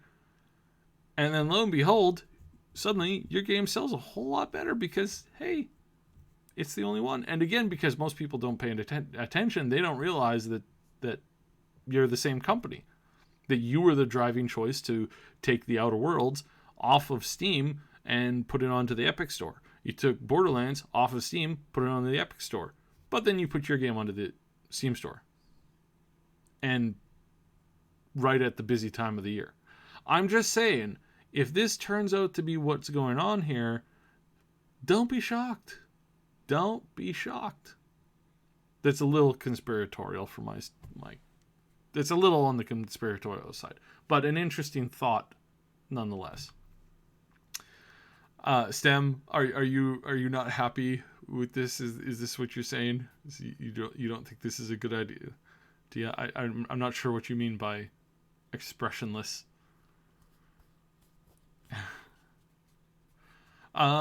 Possibly, yeah, possibly. It's like I said, there's a very good chance. There's a very, very, very, very, very good chance that I think that it will definitely come out. But just put the thought experiment of what happens if it comes out in this particular way. What if that happens that way? That's pretty interesting. That is pretty interesting. You know what I'm gonna do? I'm gonna go ahead and play this as our outro. We've been going for almost 2 hours now. So I'm gonna go ahead and play this, the video that we did for the satire on this. You can check it out on our YouTube page. Of course, you can just pull it up. And please do share this one video out there, because this is something that we've been trying to do to kind of add some humor and levity to this. Yeah, full screen. Do full screen. No, do full screen. Full screen. Fine. Just gonna mute that. Let that play through. This is our takes. This is our video. We did this the other day, and I'll show this to you guys before we end the stream. Oh, thank you, Abdul. Thank you. 6 months does make sense. That would put it to around this time next year. Not horrendous. Skip. All right. So I'm going to show you guys this video and do some live commentary on it. Again, Nasir, thank you for the tip. It's very, very helpful. Stem does ask, I know it's not true. Gearbox knows that they don't want to tell. I could tell that they don't. Sorry, I'm English. I know it's not true. Gearbox knows they don't want to. I can tell. I'm telling you one last time that they will not put Borderlands 3 on the Epic Store. What happened? They know what happened with the Epic Game Store. Yeah. Okay, now I'm getting. I think I'm getting your point. I think I get what you're putting down. Yes, 100%, 100%. Or as the Gen Zs like to say, 100p yo. I'll probably never say that again. I'm so sorry. I'm so sorry. So, this is a little video satire thing that we did. By all means, please share this video. If you guys like this, please share it. It's one of our most recent videos that we did. Ash put this together. It's all his it's like our core sense of humor and stuff. But this is honestly like this sums up this whole thing, this whole issue. I'm gonna mute my mic. I'll let it play through. If you guys like it, please go to our channel, watch the video again, or link it out, or do something with that. But I think it would be nice to add here because it totally adds on to this 100%. So here we go.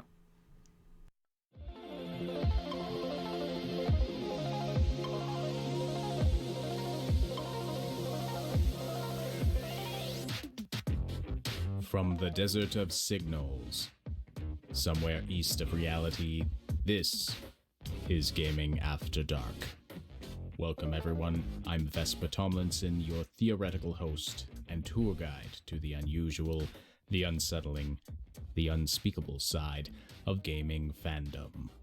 It doesn't get much more unsettling than today's guest. We are speaking with none other than the Epic Games Store. Joining us from somewhere in the digital realms, welcome, Epic Games Store. Well, thanks so much for having me, Vespa. You can call me AG. If I must. E.g., you've ruffled a lot of metaphorical feathers, and a few literal ones, among gamers for your business philosophy and tactics. What's your opinion on the criticisms and negativity that you've received recently? Well, I reckon people are talking smack about me because I'm the new guy in town, but I think just give me a chance, I'm cool. You ever play Fortnite? You know the flower stance? I invented that.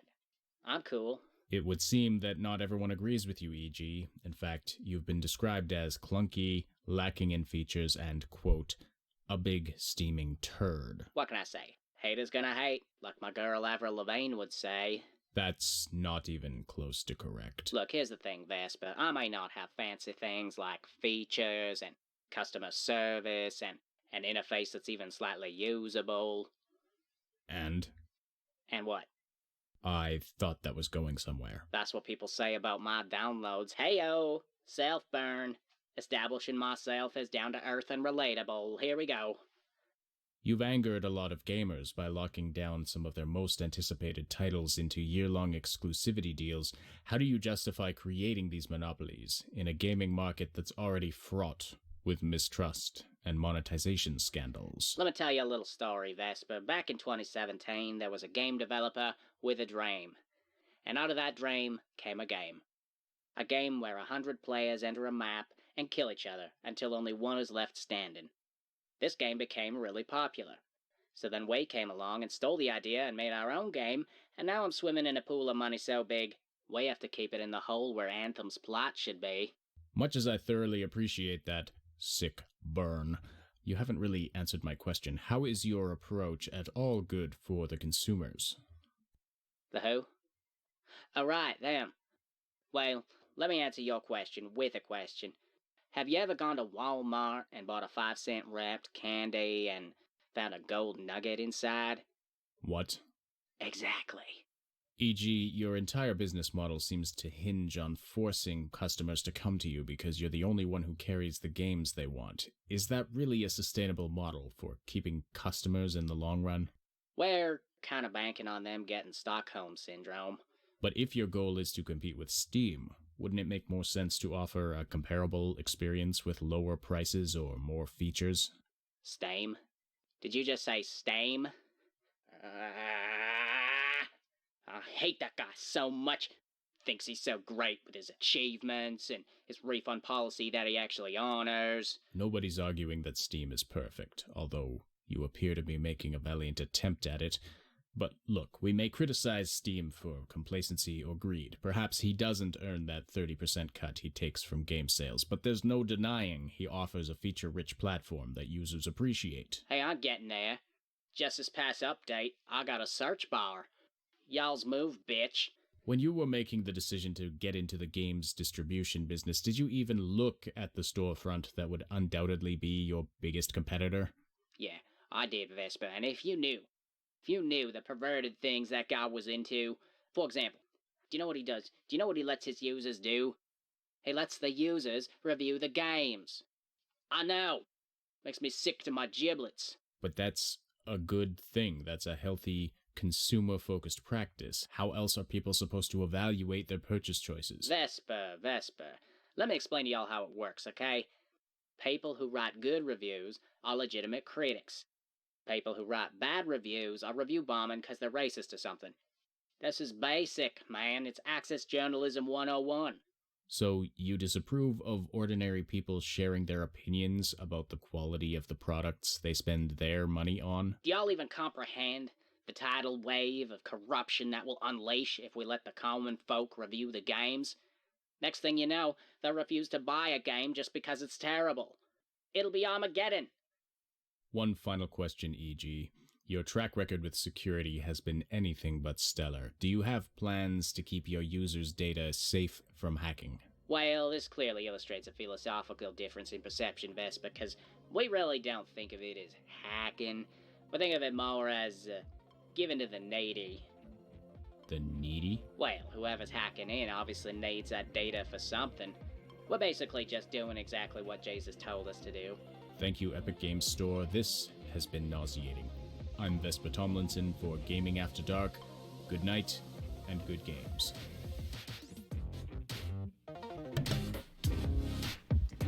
Alrighty, so that was Ash's little passion project over the last week.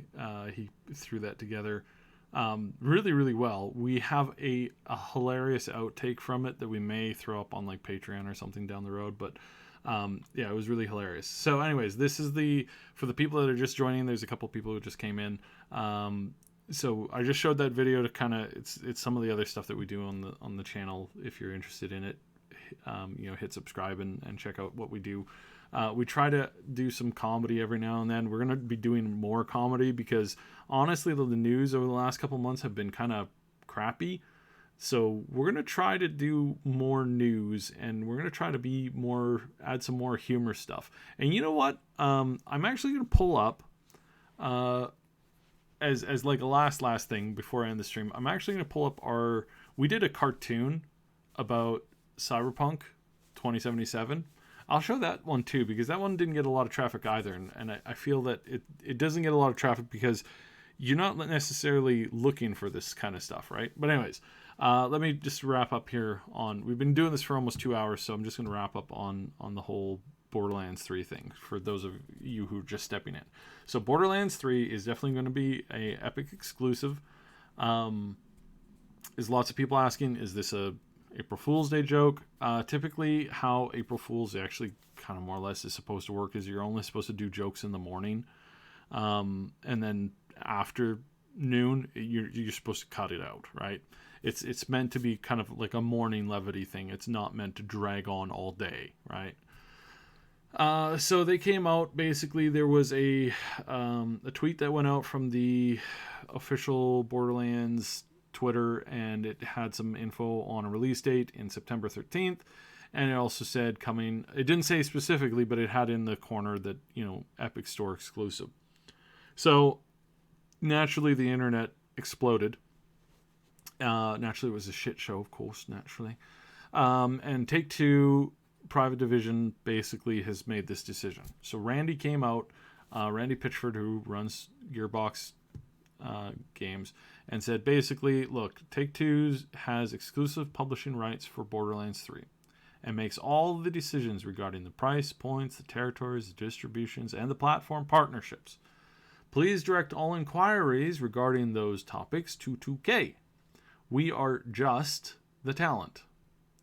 As a customer, I'm happy to shop at different stores. Already do. I've bought quite a few games through Xbox, PlayStation, Switch, Steam, Origin, GOG, Humble Bundle, Uplay, Epic, and other stores. To me, exclusives are fine so long as they come with some advantages and when they are short, say 6 months or less.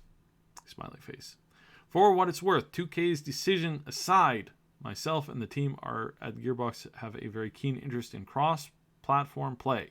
He really tied this in because this is what a lot of the news people were interested in following, and it's good news. This is nothing but good news.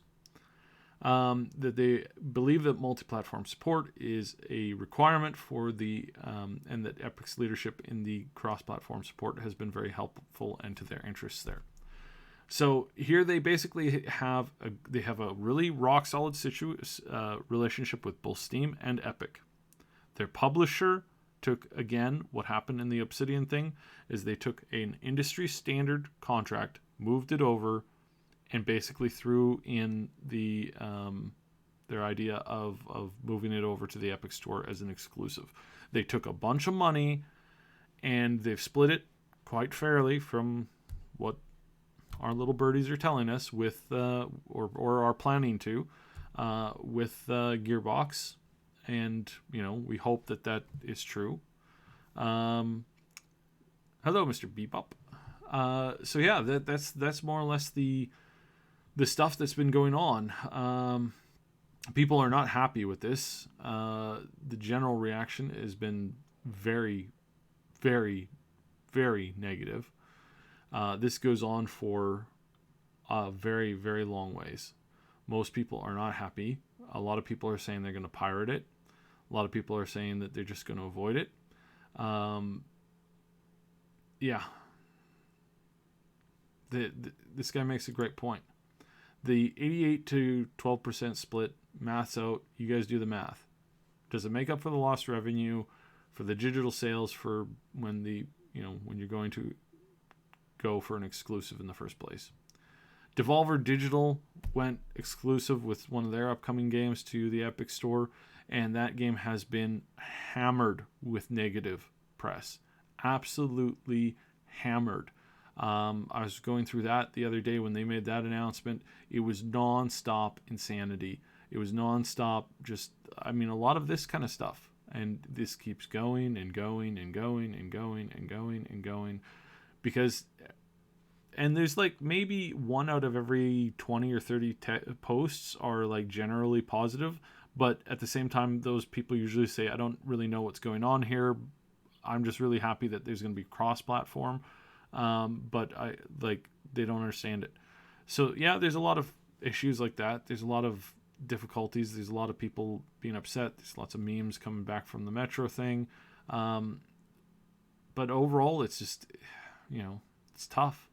And now more tweets are disappearing. This is now we've gone through it a couple of times and more tweets are starting to disappear. So the reaction is pretty bad. It's pretty terrible. It's pretty south. It's not great. So yeah, but like I said, it's universally panned as a terrible idea. But it's an idea that they're making because the publisher is making a lot of money from this deal. We're missing a couple more texts here, more tweets here that disappeared since the last time I went through this. So yeah, that's not good. Like overall, that's really not that good. It's very concerning.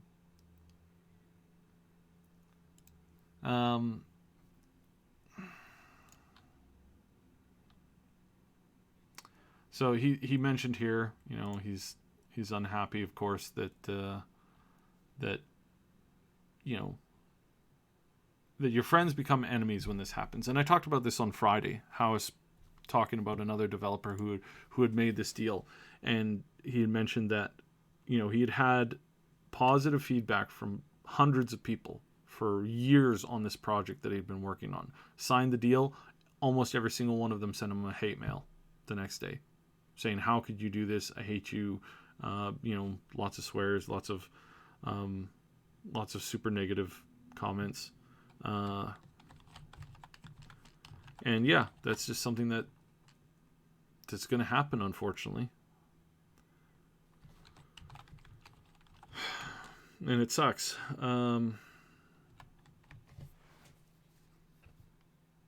It really, really, really sucks because this is going to come back to hurt them. It's going to come back to hurt everybody in this, and it's not going to get any better.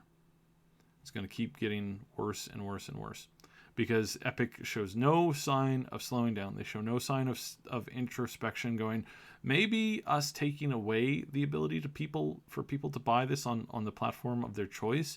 Maybe this isn't so popular. Maybe this is going to come back and bite us in the butt. Maybe we're going to lose out a lot of money on this. So, yeah.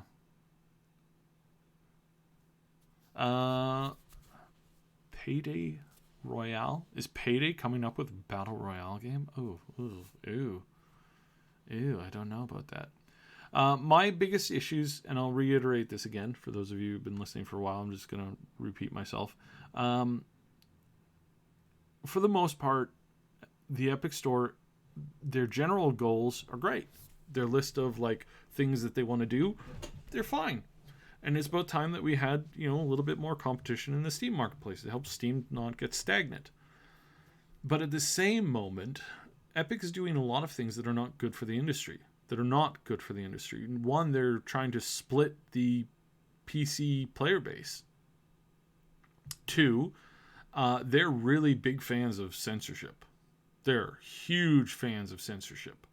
They don't think that there should be any games with certain types of content on any of the big stores. And they've talked about this more than once. So much is going out of their way to make a pretty nasty tweet recently. And that's just not cool. That's really arrogant. And really rude. But Payday Royale was an April Fool's Day thing. That's hilarious. Okay. That makes more sense. That's funnier. I can live with that. Man, I really want to pull up this other video for you guys, but it is just not loading for some reason. Come on, YouTube. Don't be crap. Because it's hard for me to find. I actually have to go back all the way.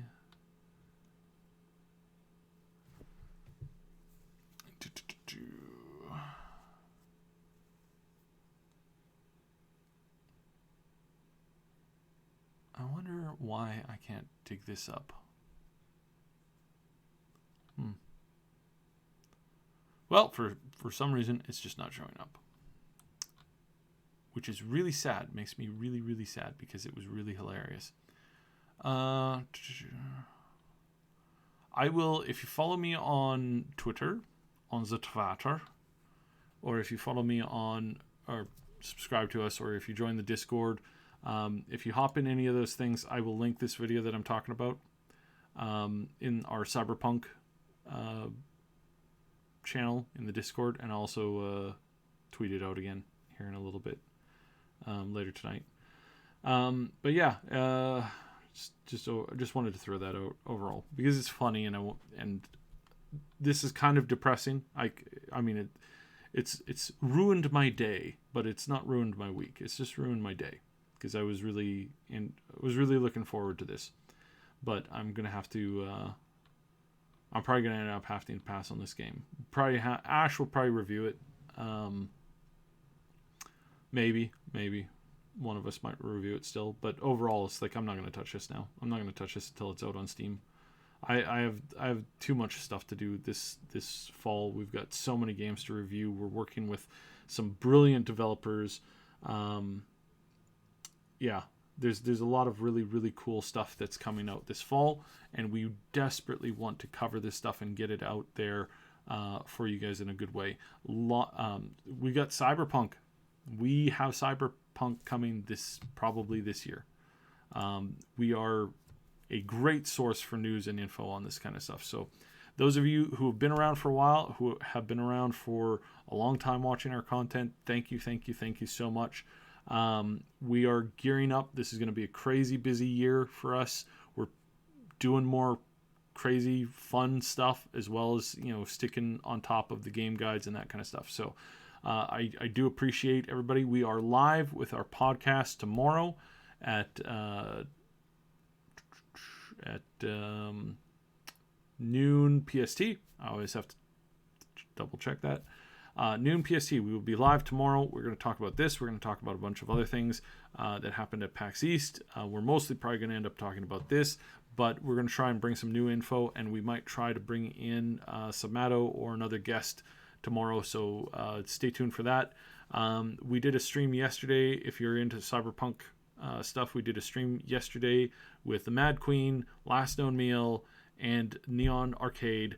That is currently up on going up, not up yet, but it's going up tomorrow. The restream of it up on Neo Arcade's channel, so you can check that out there. It was the four of us talking. Ash wasn't available for that one, but he'll probably be in the next one next week. It's a community podcast that rotates host channels, because the cyberpunk community is massive and huge. We want to kind of like help the community come together a little bit, because it's really cool, and CDPR is definitely doing good stuff. They're a really good developer who hasn't been involving themselves in any of this crazy scandals and crazy stuff going on right now. So yeah, you know, come over and watch that with us. It'll be on our channel probably in the next week or two afterwards. And it's just kind of cool that we can have a show that rotates channels, where we just get together and we just talk about stuff. And there'll be clips and stuff put up on some of our other streams here. So yeah, if you guys want to catch that, you can also catch the restream of it if you go over to Mad Queen's Twitch channel. You can catch a restream of it there if you want to watch it right away. But if you want to watch it on YouTube, it'll be up on Neon Arcade's channel in the next day or two. So alrighty. Neko, nice to see you. What was the tweet? This was the tweet. This was the tweet here. Yeah, definitely go over. We'll have this restream back up if you want to go back up over it. There's a funny little video that I threw in about halfway through. It's one of our own videos. So yeah, check that out. Thanks so much for coming by. Really appreciate all the support, and I really, really, really appreciate all the attention. I mean, goodness sakes, I've been talking for almost 2 hours and you guys are still here. So thanks a ton, and a little upset about this. We'll talk about this more tomorrow on the podcast. Thanks for coming. See you guys next time.